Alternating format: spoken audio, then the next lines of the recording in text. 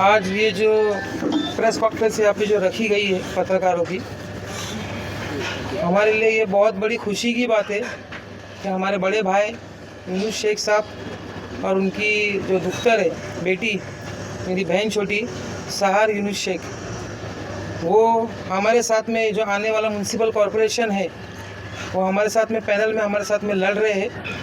तो इसी के लिए आप लोगों को बुलाया गया है कि ये बहुत ही बड़ी खुशी की बात है कि हमारी बहन हमारे साथ में जुड़ के इंशाल्लाह आने वाला म्यूनसिपल इलेक्शन लड़ने वाली है। और शहर 29 तारीख को जो है आपने जो है तुतारी का झंडा लेके जो है आपने नामांकन भरने के लिए गए थे, तो ऐसी क्या वजह रही? क्या 30 तारीख तक आप इंतज़ार करते रहे और आपको जो है तुतारी का जो है बी फॉर्म नहीं मिला और आखिरकार जो है आपको MIM से चुनाव लड़ना पड़ा? देखिए 29 का जो सिनारियो आप पूछ रहे हैं, तो इसीलिए रैली निकाली गई थी क्योंकि पार्टी के तरफ से हमको हेड्स अप दिया गया था कि आपका बी फॉर्म तैयार है और आपको कल मॉर्निंग में आज रैली के बाद मिल जाएगा।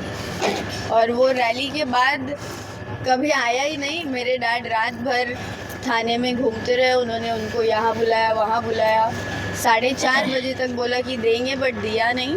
एंड देन बाद की बात तो आप सबको पता है। मुरा कौसा में जितेंद्र रावत को लाने वाले चेहरों में से यूनुस शेख सबसे बड़ा चेहरा माना जाता था, उसके बावजूद भी टिकट नहीं मिली, क्या वजह रही? वजह अब उनके तरफ से जो आ रही है वो ये है कि क्या बोला उन्होंने, आपने पूछा था ना उनसे, हालात बदल गए। क्वेश्चन वही निकला, तो बोले थे हालात बदल गए, पब्लिक सपोर्ट नहीं कर रही है। जी, तो पब्लिक का सपोर्ट इंशाल्लाह उनको 16 तारीख को उसका जवाब मिलेगा। अच्छा, उनका एक जवाब ये भी था, जब हम लोगों ने ये सवाल किया था तो उनका एक जवाब ये भी था कि 40 लोग टिकट मांग रहे तो सबको टिकट ले, लेकिन सबसे ज़्यादा मेहनत ये वार्ड में बताया जाता है कि यूनुस भाई की, वो 40 की गिनती में यूनुस भाई को लिया गया। इसको टैकल कैसे करोगे? मैं बोलता हूँ इसके बाद। यूनुस भाई जो है हमारे राष्ट्रवादी कांग्रेस पार्टी जब यहाँ पे स्थापित हुई थी, सुभाष भोईर के साथ में गणेश नायक साहब जब आए थे 1999 में, तो यूनुस भाई जो है ना सबसे पहले कार्यकर्ता है राष्ट्रवादी कांग्रेस के। आज तकरीबन 26 साल हो गए वो मुसलसल वो पार्टी का झंडा उठा के चल रहे, और ऊपर के लेवल पे भले नेता चेंज होते गए लेकिन यूनुस भाई अपनी जगह पे टिके हुए थे और एक ईमानदार कार्यकर्ता की तरह वो काम लगातार करते गए। और इसके पहले वाले इलेक्शन में भी उनको आश्वासन दिया गया था कि उनको टिकट मिलेगी, नहीं मिली। उसके बाद में फिर उन्होंने ऐसा सोचा कि एक वक्त गुजर चुका है, बच्ची उनकी बड़ी हो गई है, फील्ड में है, सोशल में काम कर रही है। आज तकरीबन मुसलसल पिछले 5 साल से जो ये है बहन मेरी, ये फील्ड में है और लोगों के सोशल वर्क में काम कर रही है। और यूनुस भाई कंधे से कंधा लगा के बच्ची के साथ में लोगों की मदद भी कर रहे, काम भी कर रहे। आप वार्ड में कई जगहों पे एग्जांपल देख सकते हैं, जैसे कि तन्नो नगर का जो एंट्रेंस है आप वो भी देखेंगे, तो यूनुस भाई ने अपने पर्सनल खर्चे से वो काम किया है। फिर अमीनाबाद के पास आप जाओगे तो गार्डन है, ऐसे कई और काम है जो यूनुस भाई करते हुए आए। मैं समझता हूँ सीनियरिटी के हिसाब से पार्टी में इतना साल देने के बाद में उनका हक बनता था। एक टिकट वो मांग रहे थे, कोई बड़ी चीज़ नहीं थी, भले 40 हो या 400 हो। ये देखा जाने में कि पार्टी का लॉयल कौन है और पार्टी में इतना वक्त किसने दिया है। और रावत साहब ने जो बोला कि 40 मांगेंगे, हम मांगने वापस नहीं गए थे। दो बार डिक्लेयर आपने किया था, एक बार हमारे ऑफिस की ओपनिंग में 2022 में और एक बार पिछले MLA इलेक्शंस में। तो जब डिक्लेरेशन आता है लीडर की तरफ से तो लॉयल कार्यकर्ता जो होते हैं वो लीडर पे भरोसा करते हैं, और हमने कहीं ना कहीं अंधा भरोसा और प्यार किया था। बट अल्लाह ने हमारी आँख खोली है और इसको मैं एज ए गिफ्ट समझती हूँ। MIM पार्टी अल्लाह की तरफ से गिफ्ट है हमारे लिए, अल्हम्दुलिल्लाह। और इसको हम आगे लेकर चलेंगे और इसको मजबूती से आगे बढ़ाएंगे। एक रात पहले अवार्ड साहब ने आप लोगों को फोन करके बता दिया गया था, ऐसा उन्होंने कल बताया। ये झूठ है। एक रात पहले आपको कॉल करके बताया था कि आपको टिकट नहीं दे रहे। यूनुस भाई, इसमें आपका इनपुट लगेगा। जो हमारे सहयोगी पत्रकार सवाल कर रहे हैं कि आपसे आपको कॉल आया था क्या इस एक रात पहले कि आपको टिकट नहीं दे रहा है? कॉल लिस्ट तो आप चेक करोगे नहीं, क्योंकि वो जो है पत्रकारों को पहली बात तो बोलने देते नहीं। हक के सवाल पूछो तो उनका मुंह टेढ़ा हो जाता है, उनके पीछे के लोग है ना कंधा दबाने लग जाते हैं। जैसा नदीम लारी साहब का कल कंधा दबा रहा था शमीम खान और मनोज प्रधान के, ज़्यादा सवाल मत पूछो। तो कैसा है कि पत्रकारों से मैं भी ये बोलना चाहता हूँ कि किसी से डरने की ज़रूरत नहीं है। वो साहब होगा अपनी जगह पे होगा, हमने उसको जीता के दिया है तो वो, और हम उससे ही डरे तो ये सही नहीं होगा। जब तक आप सही सवाल नहीं पूछ पाएंगे, जब तक आपको इनपुट का आउटपुट बराबर जो है वो मिलने वाला नहीं है। वो बोल रहे हैं कि भाई उन्होंने कॉल किया, मेरे पास यहाँ 70 से 80 कॉल आउटगोइंग है जो उन्होंने उठाया नहीं, मिस कॉल हो गया। मनोज प्रधान को तकरीबन 200 कॉल लगाए होंगे। ये मेरा बच्चा हारून रात में जब हम लोग सब परेशान होके आए तो 4:30 बजे बोला बेटा जा घर पे, अपन देखते, हो सकता है कल सुबह का होगा, ठीक है अपन सुबह देखते।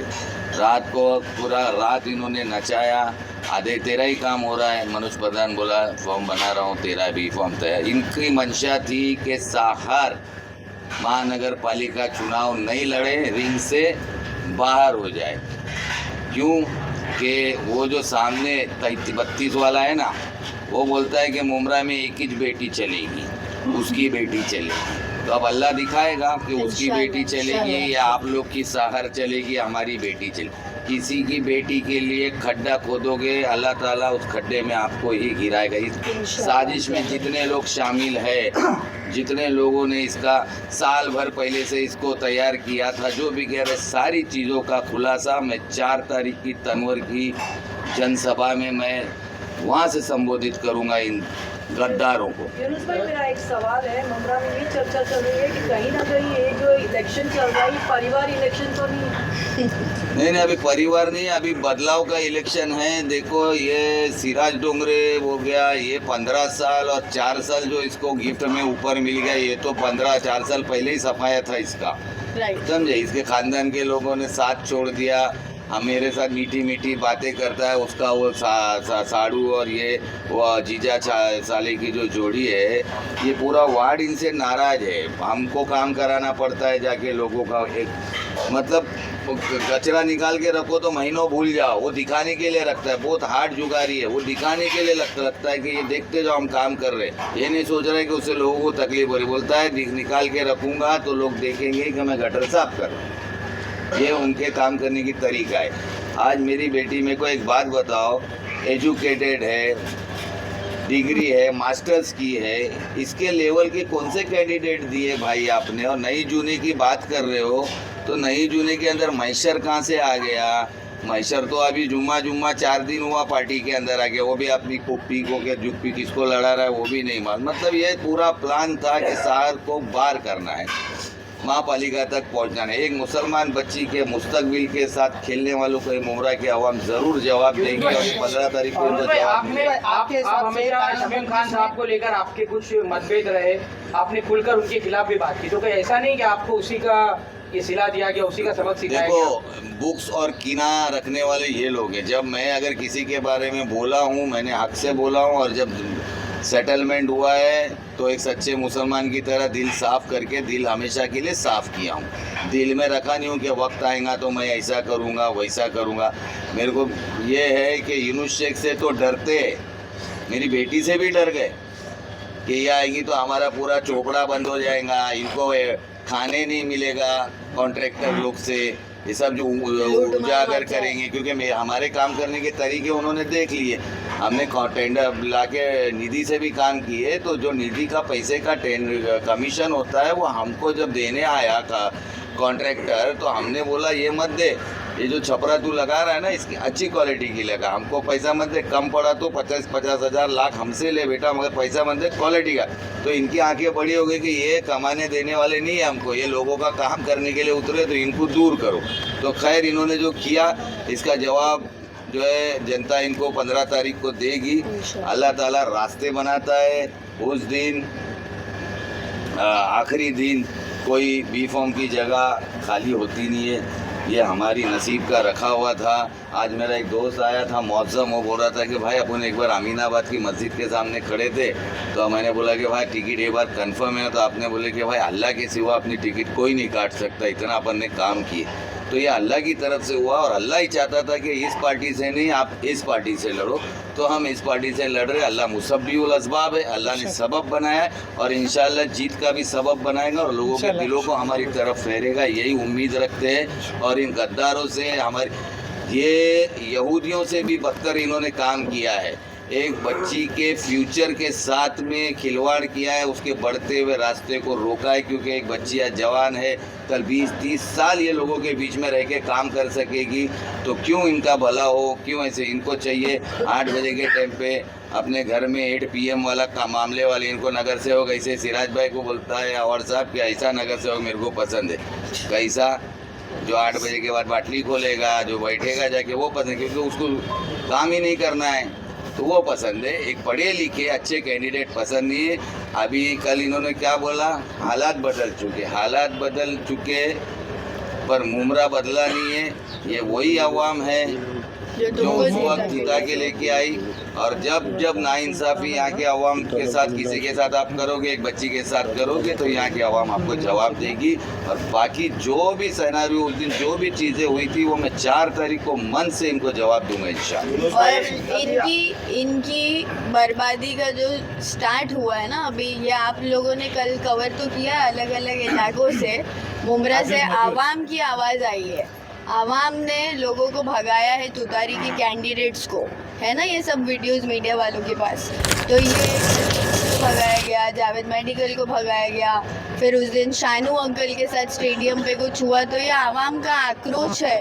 और जो बोल रहे हैं ना कि ये 200% वहाँ से जीतने वाला है, लोग डर गए हैं, तो ये 1000% हारने वाला है। और लोग नहीं डर गए, वो डर गया है।